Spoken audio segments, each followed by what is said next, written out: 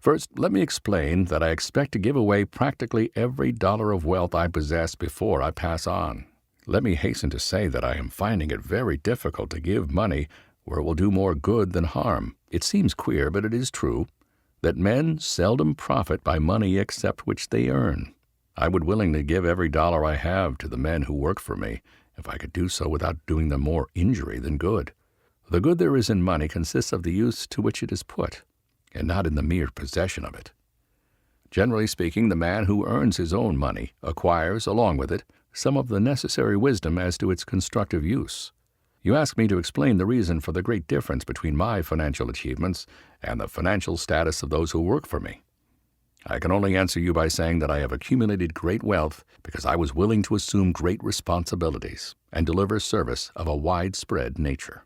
Of the thousands of men who work for me, I hazard the guess that not more than a score of them would be willing to assume my responsibilities and work the hours that I work, if I gave them all the money I possess for doing so. A few of the men who work for me have been willing to assume such responsibilities, and it is significant that every one of these is as rich as he desires to be.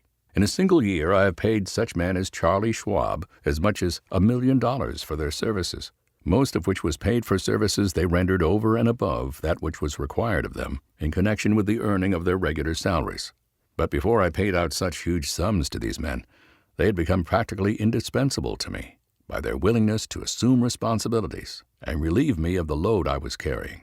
Men with this sort of mental attitude have a way of fixing their own incomes, and there is but little anyone else can do to stop them from getting their own price. I never set the wage scale of any man who works for me. Every man sets his own wage scale by the sort of service he renders, the quality and the quantity of his service, plus the mental attitude in which he renders it. Understand this truth, and you will know that there is no injustice in connection with the difference between the fortunes which men accumulate.